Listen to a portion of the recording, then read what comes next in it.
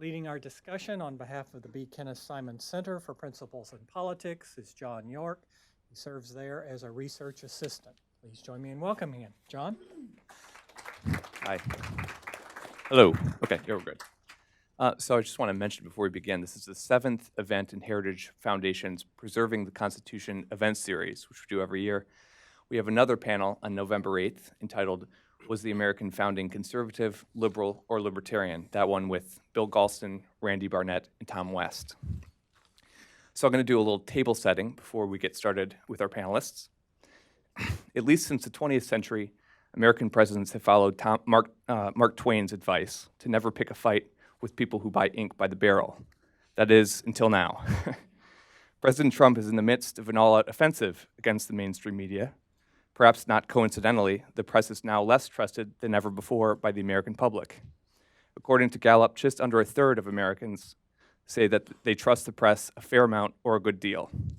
The mainstream media have, arguably, done their part to attract this ire and mistrust. Regrettably, it seems that instead of attempting to rebuild what remains of their credibility after 8 years of fawning coverage of the Obama White House, the mainstream media has doubled down on ideological bias and partisan advocacy. Over the course of last year, their distortions and outright fabrications regarding this president have ranged from petty.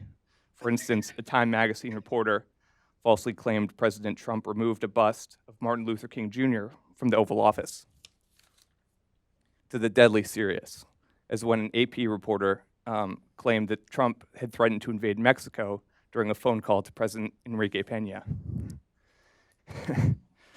Quite a stir. It is worth asking, what is the value of a press corps that contrives news rather than covering news, that inflames passions rather than informing intellects, that feeds prejudices rather than promoting introspection? Joining us today is Arthur Milikh, who will discuss the original meaning of the freedom of the press and the founder's critique of it, Roger Kimball, who will analyze the press today, and Matthew Continetti, who will explore ways the press could be improved. So a little bit about our panelists. Arthur Milikh is the Associate Director of the Center for Principles in Politics here at the Heritage Foundation. Before joining Heritage in 2014, Milikh worked at the House Armed Services Committee and at the Hudson Institute before that. Roger Kimball is the editor and publisher of the New Criterion and the president and publisher of Encounter Books. He is an art critic at the National Review and writes a regular column for PJ Media.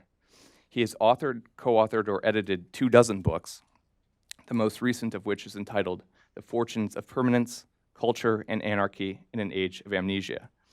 Matthew Continetti is the editor-in-chief of the Washington Free Beacon. Prior to joining the Beacon, he was opinion editor of the Weekly Standard, where he remains a contributing editor.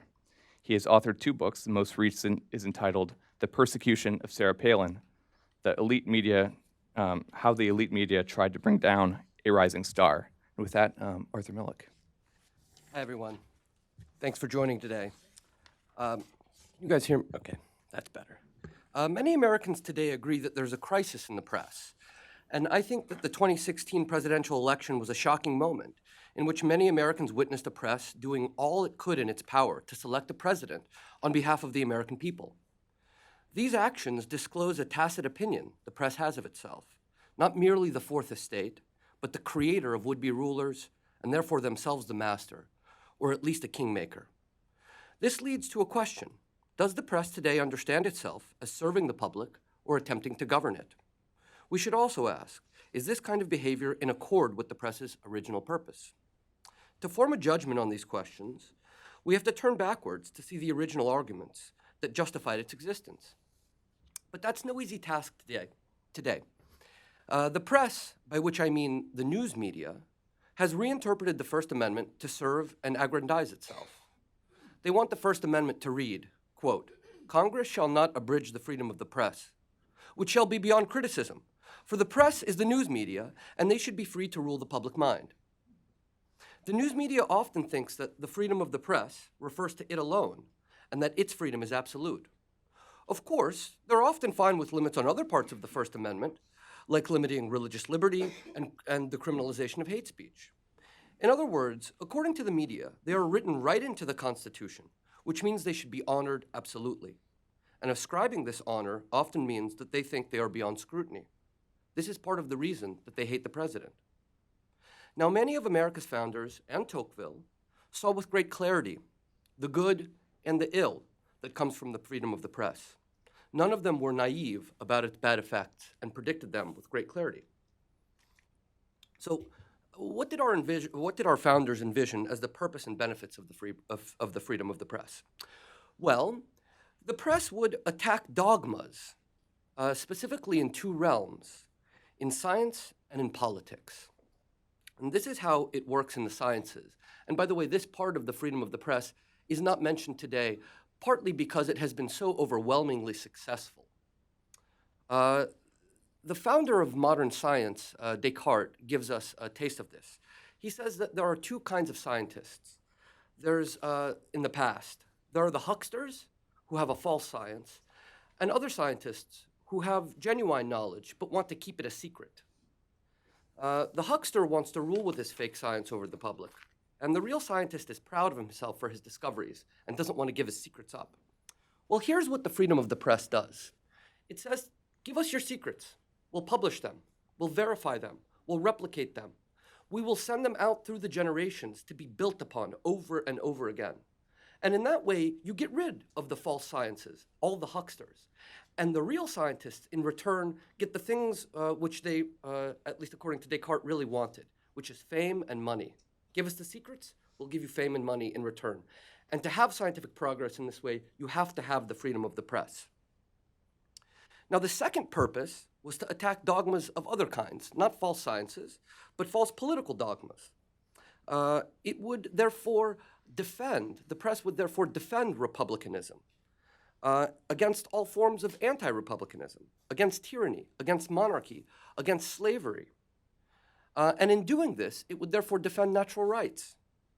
Jefferson writes, "No experiment can be more interesting than that we are now trying, and which we trust will end in establishing the fact that man may be governed by reason and truth. Our first object should therefore be to leave open to him all the avenues to the truth. The most effectual hitherto found is the freedom of the press." And the popular press, as a subcategory of that, which is what we call the news media, would play an essential role in preserving republicanism. It would compel, by its vigilance, the virtue of government. It would seek out its corruption and abuses. And in doing this, it would enlighten the public to its form of government and instruct it. So to summarize, the press, as it was originally envisioned, would be a kind of attack dog. It would attack false dogmas. It would attack false sciences, all with a view to serving the public and with bolstering republicanism. So as you can see, it plays an absolutely essential role. A good press plays an absolutely essential role in preserving a republic. So that was the good side.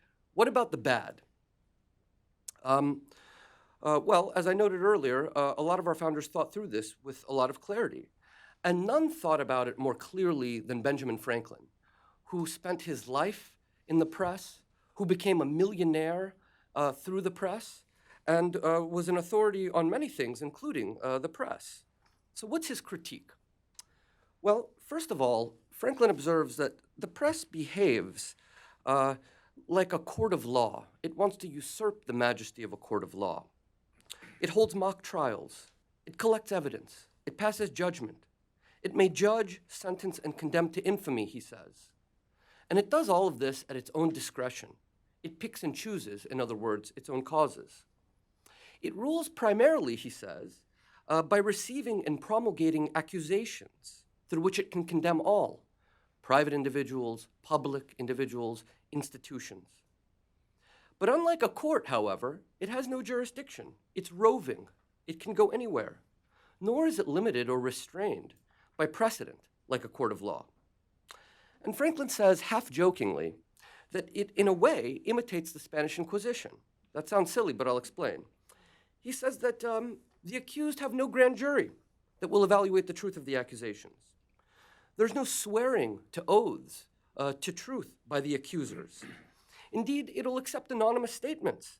And if those prove false, those people will never be punished. In this, it has a remarkable power over citizens. I'm quoting Franklin.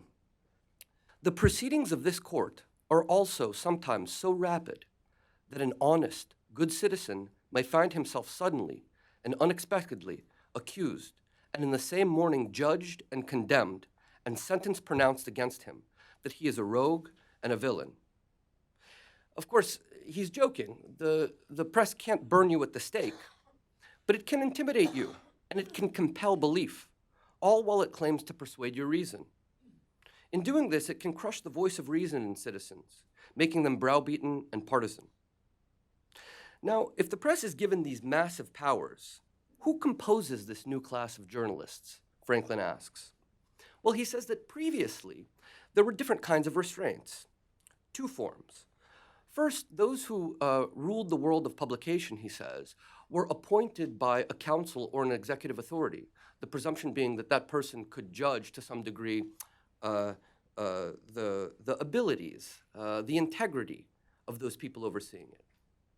The second model, he says, that in the old world, these positions were inherited. And that means that a press was restrained by honor and tradition. But he says that he's not for either of these models, obviously. He's just comparing them. But he says that under the principle of the freedom of the press is open to anyone.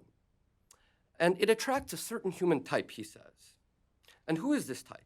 Well, he cheekily writes, it's 1 in 500 it's 1 in 500 who will have the privilege of accusing and abusing the other 499 parts at their pleasure.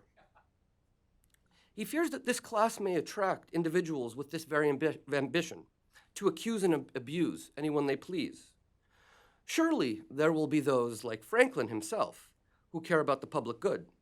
But what he fears is this new attitude and secret motive will animate and unify this new class. Okay, so we might say, the powers of the press are great, and it will often attract, not always, but often attract people with this motive. Why does it continue, therefore, to have so much power? Well, Franklin says that he sees a natural support for its continued rule, and that is human resentment. In other words, the press's power, he says, stems from the public's taste for destroying and humiliating others. Accordingly, the press appeals, I'm quoting Franklin, to those who, despairing to rise into distinction by their virtues, are happy if others can be depressed to a level with themselves. The press loves exposing private vices for the satisfaction of the public. It flatters the public by saying, look at these people. They're greedy, they're ruthless, they're immoral. You can look down at them while pretending that you're nothing like them. Today the press even says, look at your president. He's insane, he's unhinged, he's lost it, he's unstable. This is a kind of flattery of the public that Franklin warns about. Thus, there's a kind of coterminous relationship between the press and the public, creating a new community of mutual dependence, he says. On the one hand, the press wants to rule the public mind and often abuse it. On the other hand, the public allows this because of a desire to be flattered and for its jealousies to be satisfied, while being grateful to the press that it doesn't target them. So what are Franklin's solutions? Well, he observes that unlike other parts of the Constitution, the press is not limited by a check on it. Therefore, other checks are needed, he says. First, he thinks that the public should be wary of the press's desire to rule it. His writings in itself are a kind of liberation from this. Second, he wants strong libel laws that would protect private citizens and bolster their pride. And third, he wants us to take a page out of his own playbook. And that playbook, for which Ben Franklin is very well known, is satire, lampooning. So there are dozens of movies with great success that expose the vices of the church, of the military, of you name it. Where are the movies about the press that look at this? This is what Franklin wants us to do, to take his writing as an example of what it means to do deep analysis that is educative. So to conclude, for Franklin, the highest purpose of the press is this, I'm quoting him, the liberty of discussing the propriety of public measures and political opinions. That's what he thinks it will be its highest fulfillment in a republic. Yet this, he fears, will be little followed or overshadowed by its other inclinations. So for Franklin, there's a kind of paradox. We're the friends, obviously, of the freedom of the press because it's necessary to republicanism. But contained in it is a principle that leads to this corrosive side that his critique looks at. So we should ask ourselves, will it safeguard republicanism or undermine it? It's not clear which side will triumph today. And to a great degree, I think our nation's course will be determined by our setting our press on the right course. And so I'll turn to my fellow panelists for solutions. Thank you.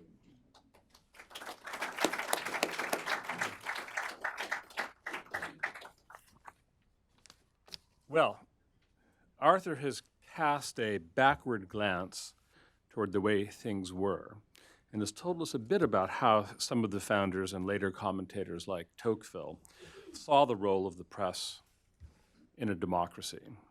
Since my task in 12 minutes is to say something about the current state of the news media, to assay the degree of its partisanship and ponder the question of whether it lives up to its purposes, and as Arthur put it, whether it continues to serve our republic well, I should begin by noting that the quaintest thing I have read in many a day is Tocqueville's description of the press as, quote, the chief democratic instrument of freedom. What do you think about that? That was in 1830 or thereabouts. Now, I'm sure that Jim Acosta and Rachel Maddow and Anderson Cooper and George Stephanopoulos and Lawrence O'Donnell and Keith Olbermann have that uplifting motto chiseled into their hearts.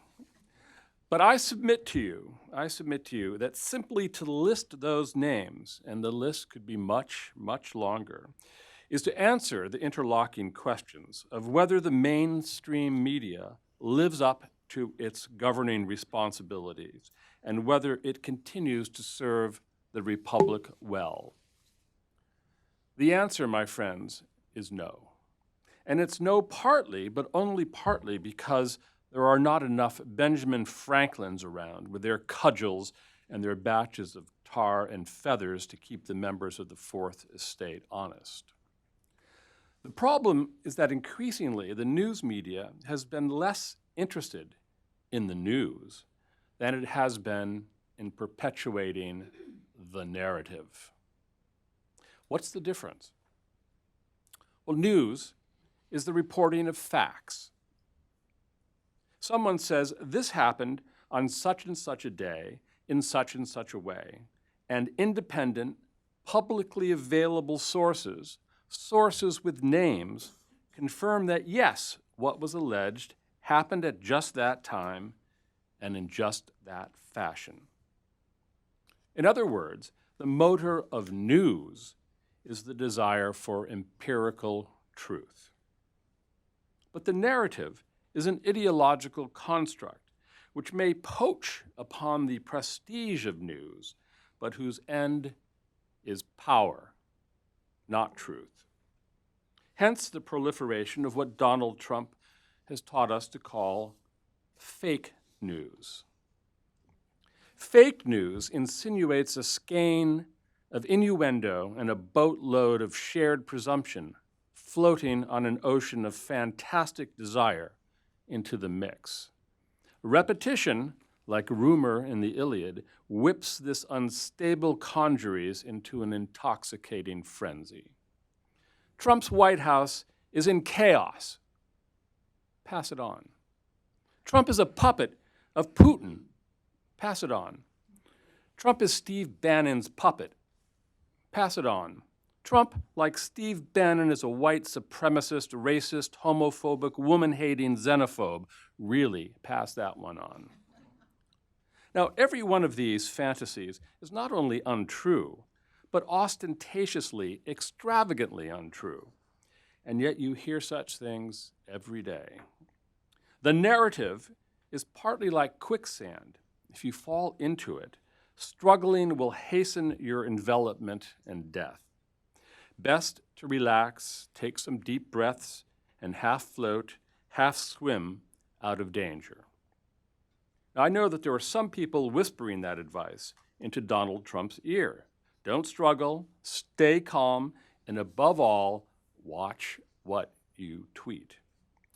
There is something to that, but the problem is that the narrative is not only like quicksand, it is also like the Hydra that Hercules encountered in his labors for Eurystheus.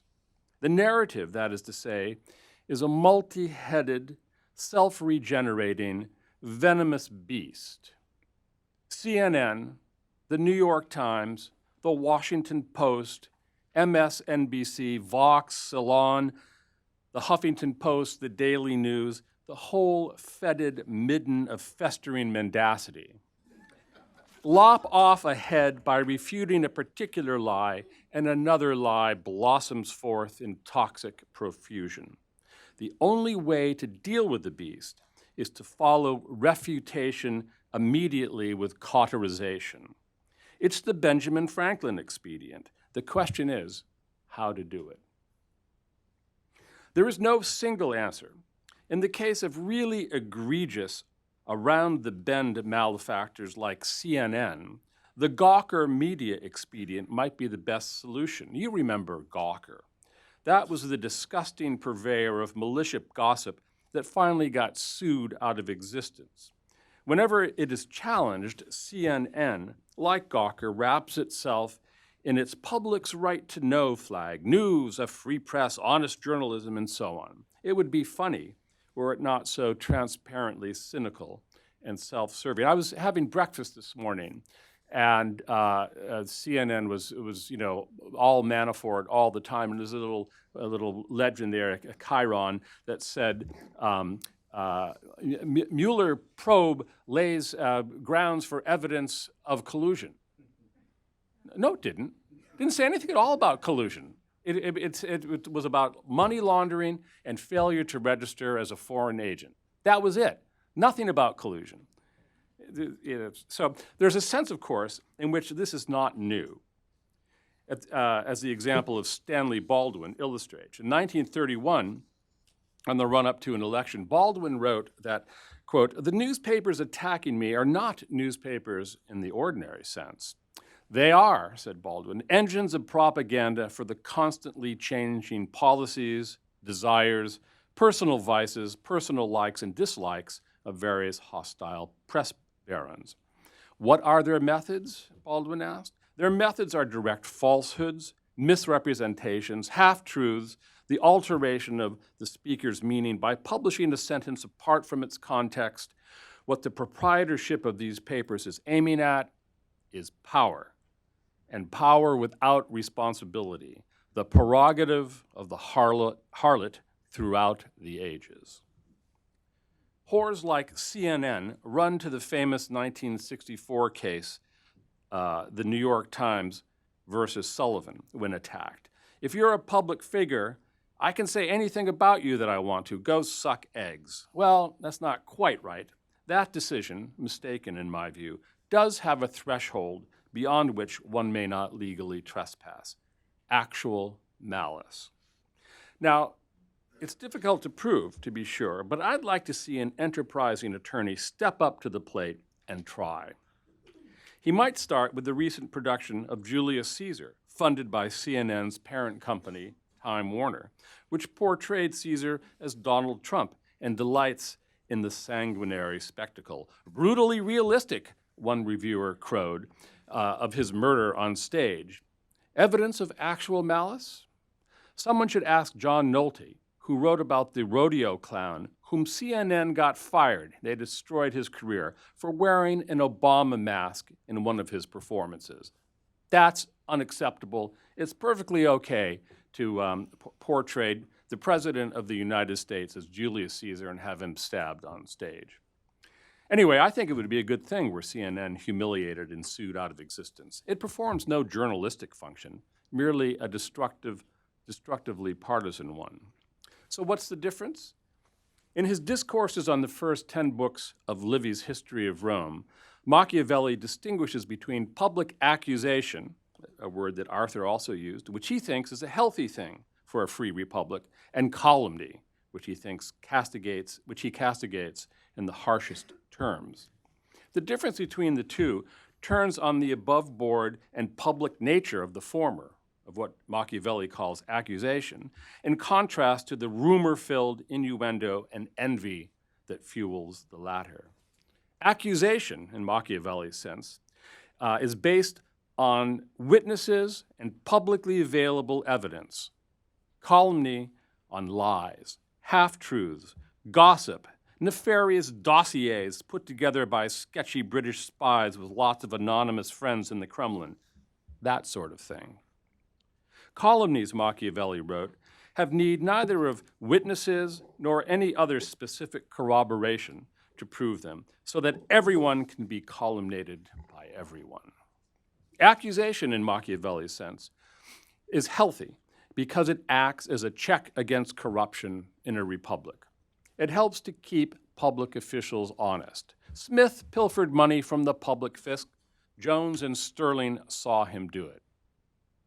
Calumny is destructive partly because it operates behind the backs of those it attacks, partly because it has in mind not the good of the republic, but the advancement of those fomenting the attacks. Hence, Machiavelli thought that calumniators should be punished harshly.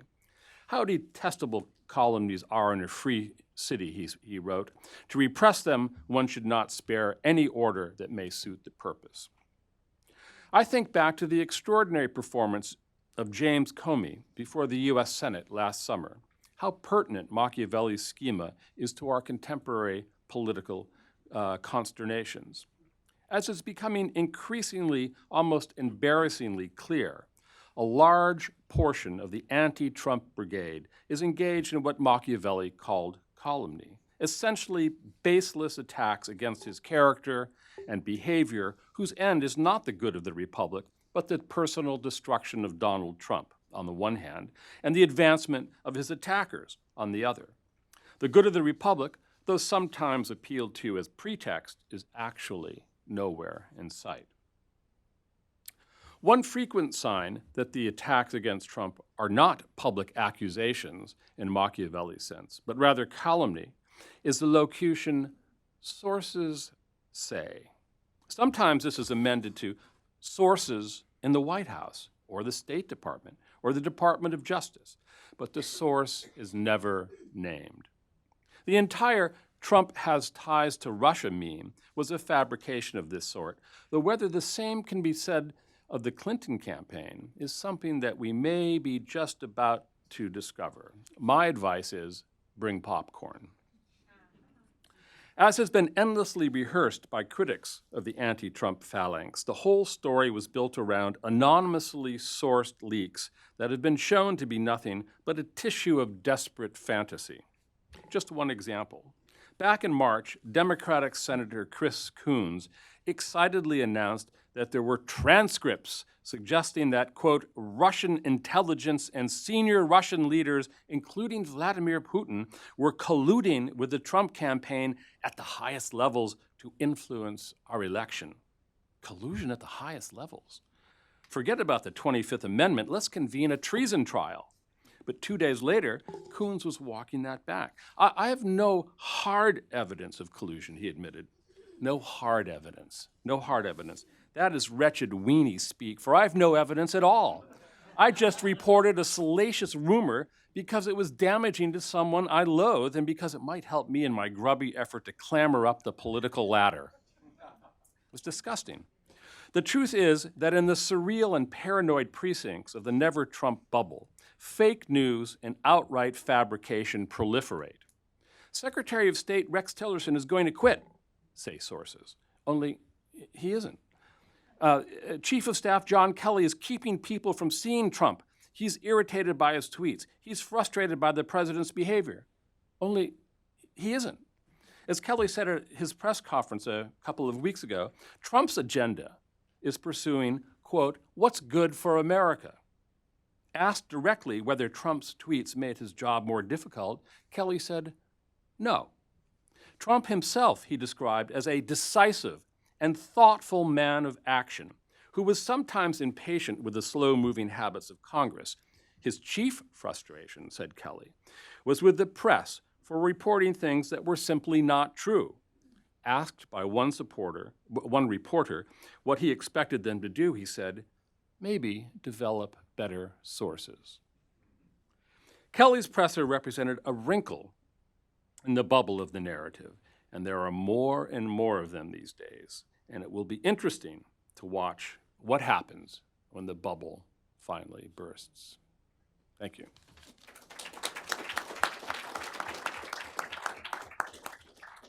Continetti. Thank you, John.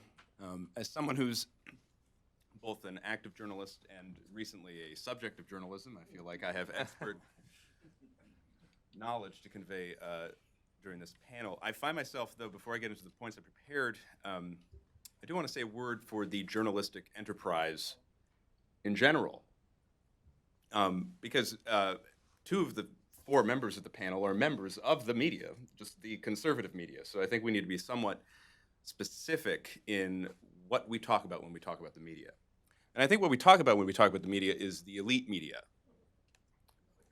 We talk about the kind of remnants of the media monopoly when the conservative movement came into being, all right?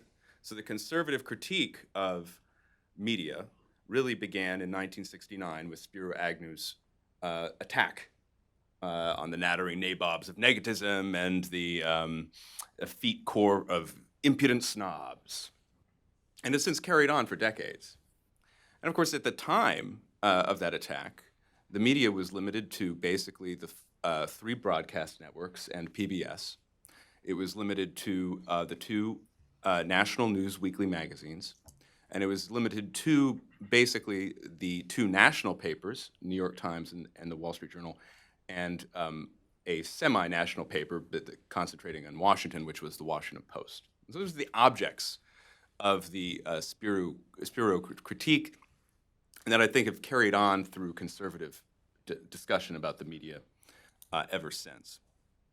In 1988, interestingly, William Rusher, the founding publisher of National Review, wrote a book called The Coming Battle for the Media, in which he actually predicted that if the public's concerns with what came to be called fake news were not addressed, then the public's representatives may actually call for a return to the fairness doctrine.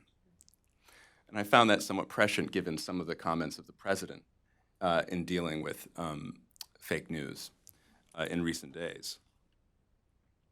A couple other points. I think the journalistic enterprise relating to what Arthur quotes Benjamin Franklin saying, the privilege of accusing and abusing at their pleasure, that's a great privilege. That's fun.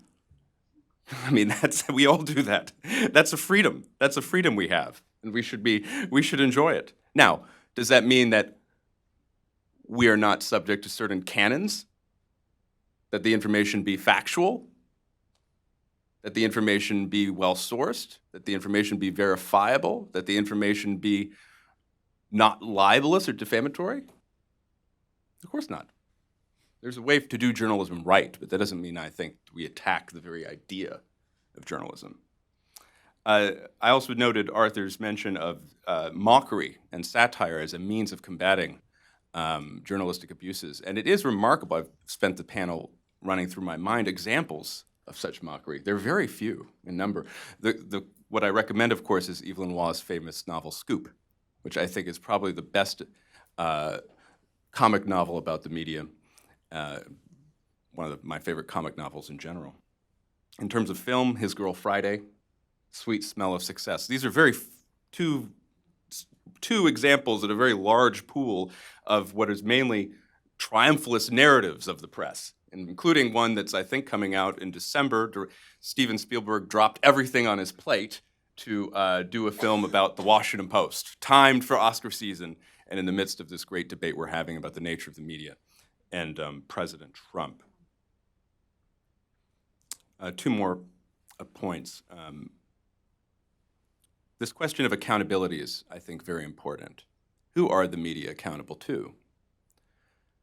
At the end of the day, they were only accountable only to themselves. And I think one way of looking at the 2016 election is a national fight over accountability. That is, would the members of the swamp here in Washington, the denizens of the swamp, are they actually accountable to the people? This is really the terrain of where the 2016 campaign was fought. And I think so our debates about the media today are similarly. Who are the media accountable to? Are they accountable to the public good? Are they accountable to their corporate owners? Are they accountable to their audiences? Who are they accountable to?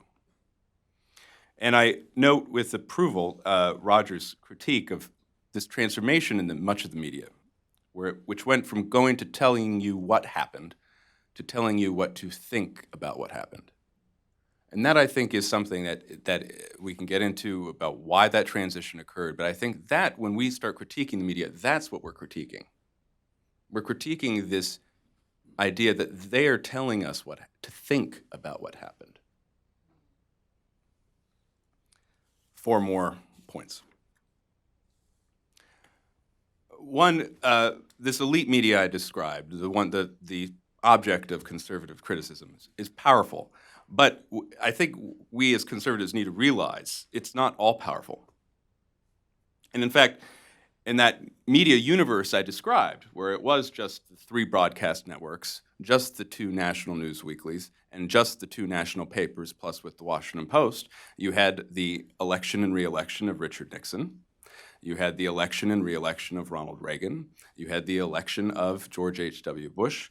And 2 years after H.W. failed to be reelected, you had the Republican Revolution in Congress. It wasn't until 1996 that Fox News was established.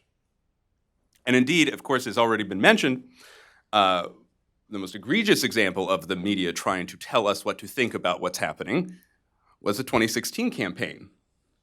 Efforts which proved ultimately to be failure. And I don't know, sometimes I recently was watching a documentary that replayed for me the experience of election night. And I'm sure it's all seared in your memories as well. The moment where it began to dawn on the cable and network anchors that Donald Trump would be president. And this look of shock and horror came over their faces. This true comeuppance. They were powerless. My second argument. I think the solution to the elite media has proven to be more media. I mentioned Fox as an example, but a few years prior to Fox, in 1988, we're coming up on the 30th anniversary, because actually of the repeal of the Fairness Doctrine, Rush Limbaugh became a nationally syndicated talk show host, thus creating the talk radio movement, which provides a counter-channel to media, the elite media I mentioned, that persists to this day and grows ever more powerful. In 2004, of course, a media attempt to smear George W. Bush, CBS's attempt to say that he had not performed his National Guard service, was exposed by new media, the blogs. And I think in recent years, we've seen the rise again of how social media can play a crucial role in combating media power. One tweet can send shockwaves. And multiple tweets, for good or ill, can truly affect public perception of individual figures and undermine the narrative that's coming out of New York, Washington, and LA. The media can also be leveraged against itself. At the Washington Free Beacon, we performed many scoops about Hillary Clinton's past that were novel, including letters she had written with her late friend Diane Blair, in which she described Monica Lewinsky as a narcissistic Looney Tune. We unearthed the recording of her kind of shirking off, almost laughing at her successful defense of a accused child rapist early on in her legal career.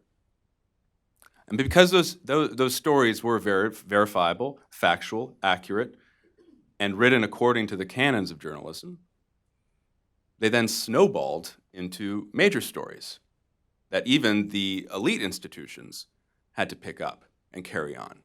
And of course, a similar thing happened with the Peter Schweitzer and the Government Accountability Institute and the Clinton cash reporting, which was carried on 60 Minutes and CBS, New York Times, thus leveraging the elite media to turn on what are usually its most favorite and sympathetic subjects. Third argument. Because of disintermediation, you are now the media. What do I mean by disintermediation?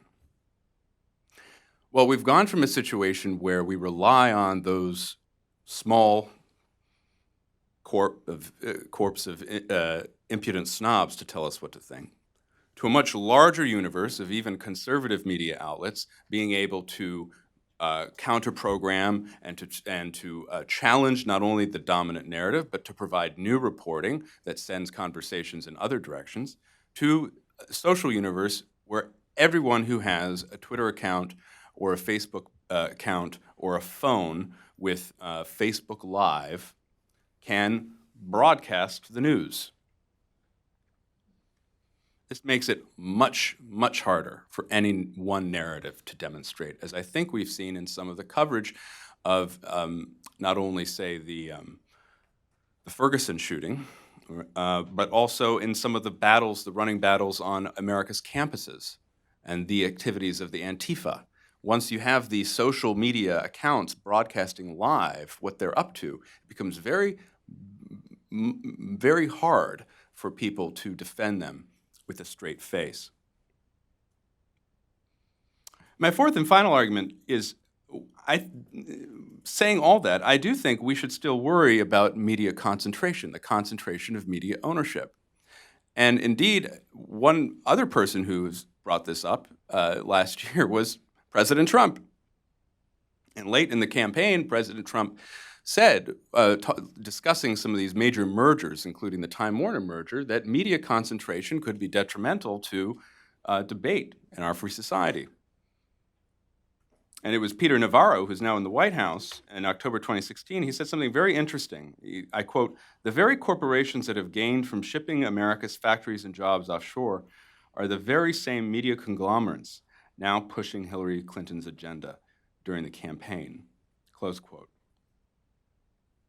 I think it's right for conservatives or supporters of President Trump or the MAGA agenda to be concerned about increasing concentration in media, not only among the media conglomerates, but also their owners. And of course, the proprietor or owner, backer of the Washington Post is Jeff Bezos, the world's richest man. However, I think we have to put that in terms of another trend, which is kind of the disjunction between some of the agenda that President Trump campaigned on and its encounter with Washington, D.C. Because even though that rhetoric existed in the campaign, President Trump's FCC, headed by a conservative Republican, is actually making it easier for media to consolidate. And with that, I'm happy to take your questions. So the queue's open for questions. We have microphones that will come around. Or do we? Okay, there we are. Yep. Thank you, gentlemen, for a great panel. Sebastian Gorka. I have one issue. I mean, clearly there's rot in the state of Denmark, but I've only heard two suggestions as to what to do. Roger, you said we should just sue the living daylights out of them. As somebody who had more than 400 hit pieces written on me in 6 months, I'd love to do that. But you realize that malicious intent is what I have to prove. That's almost impossible. This isn't the UK. Libel laws here are incomparable. And the other recommendation was from Matthew, just more media. again, I don't see that as a solution. Why? We've had more media burgeoning since '96, and what's happened to the media? It's gotten worse, not better. There's been an explosion. And we're at the point right now where today you can read so-called mainstream media outlets that still call the president, his White House, anti-Semitic and racist. I mean, this is a man whose grandchildren are Orthodox Jews. Can we wrap our heads around that? Okay? Anti-Semitic. His daughter is Jewish. So the more media hasn't solved the problem. The argument, just sue them, I don't think that's realistic unless you're incredibly rich. And then there's one final issue. You mentioned Bezos. In the past, we've said market forces will decide. Well, in this case, market forces will not decide because the Washington Times, the Washington Post, the New York Times are vanity projects. They're vanity projects for Carlos Slim, Jeff Bezos, not because they want to make more money, but because they have a political agenda and they wish to have a platform on which to execute more of that political agenda. So can I have more of the what is to be done if we're supposed to get back to some kind of sanity in the media? Thank you. Well, I said that the Gawker expedient, which is suing the malefactors, was one response. There were other responses. I think I alluded to the Benjamin Franklin expedient, which a metaphorical cudgel. But I think both Matthew and Arthur referred to the place that rhetorical strategies like ridicule and satire and contempt have in the armory of conservative polemic. And I think that those are underrated and should be deployed more widely. Nietzsche once said that you don't refute a disease. And what we're talking about here is a kind of disease. And there's a place for rational argument and for reasoned refutation, no doubt about it. But one of the reasons why I alluded to Hercules' problem with the Hydra was that refutation is often not enough. You need to be able to, we need more people like Cicero and Demosthenes, people who are talented at the art of invective and polemic. And there's,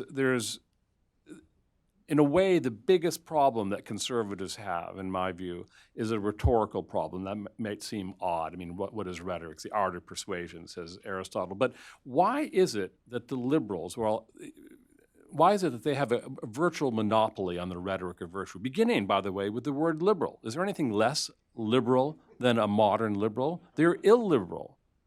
So why do they get all the nice words? The environment, and I think, for those of us who are in this this trade, we need to push back against that. And it's not, as I said, it's not a simple. There's no simple single answer, but one of the things it requires is patience, because you have to say the same thing again and again and again and again. So it's not just the legal expedient. I think there's a place for robust, open-eyed, vituperative rhetoric.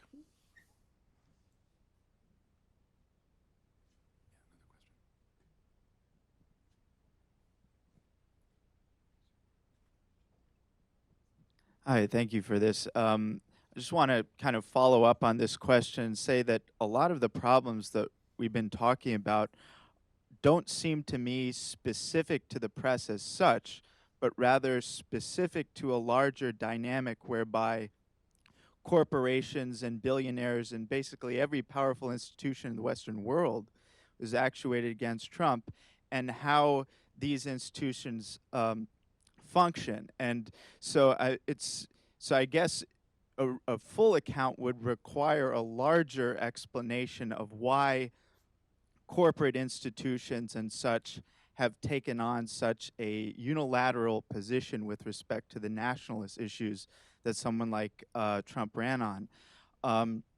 I think in terms of the press getting worse, this is actually a function of their decreasing power.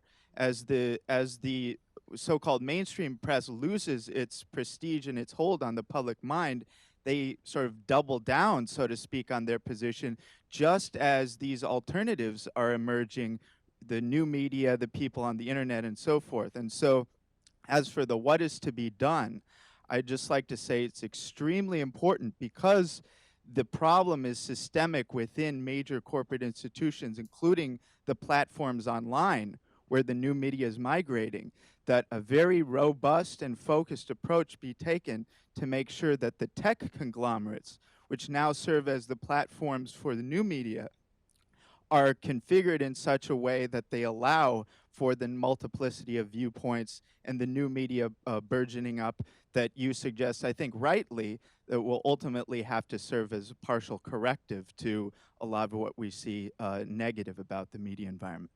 Just to respond to that, I mean, it does, as I mentioned during my remarks, reading the Rusher book and researching into how he came to write it was kind of an eye-opening for me, because Rusher, was the man behind the Barry Goldwater campaign in 1964. He was a very diehard believer in limited government and avoiding the concentrations of power within America's government structure. And yet, he thought the situation so bad in 1988 that he was willing to entertain, if not endorse, he did not explicitly endorse them, but he was willing to entertain or at least predict that if the situation got so out of hand, ultimately the people, who are the repository of sovereignty in our country, would turn to government to regulate. And I actually think in reference to your remarks about the tech conglomerates, we're beginning to see that now on Capitol Hill through a kind of bizarre ricochet effect of the Trump-Russia narrative that's been put on us. All of a sudden, that narrative has backfired, and it's now Facebook that's responsible, right? And Facebook under government scrutiny. It could entertain that could develop even more in the years ahead. On the other hand, though, it's running up against this very hard wall of Supreme Court First Amendment jurisprudence, which the court has actually become more supportive of free speech, more radical in what this types of speech that it views as exempt from censorship in recent years. So how those two lines cross, when those two lines cross, we'll have to see what happens.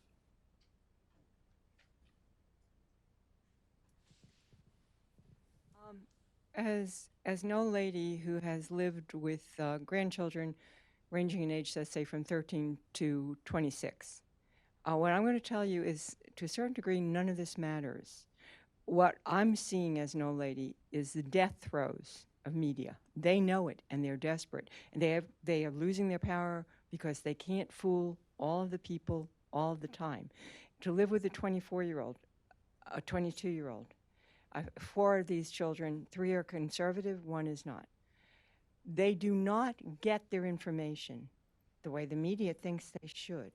If I have a 13-year-old, 14 now, next week in Alabama, who can tell me that he believes Antifa was involved in A, B, and C because he's watching it on the internet, and this week tell me that George Soros has funded, whether it's true or not, I've heard something this week about the Washington Free Beacon that I might have a question about in terms of fusion.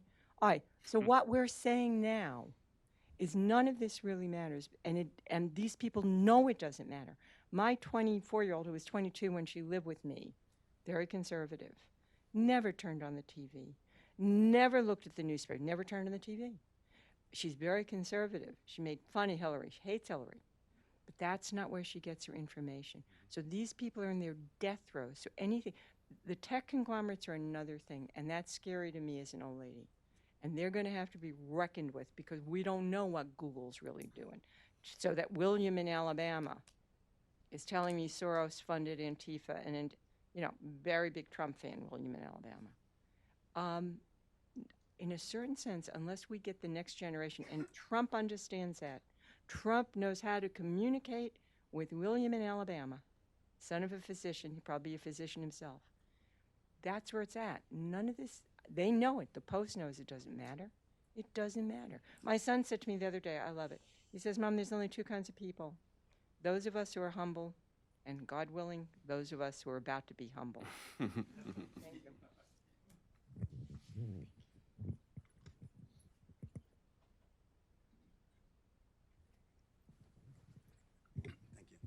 Hi, my name's Dave Price. I'm a former journalist and still writing. I'm going to start with an observation, then a very quick question. It would be hard probably in this room to determine who the most conservative was, but I think I could suggest myself as the most liberal. So what I find interesting is we both have, from both sides, concerns about the media.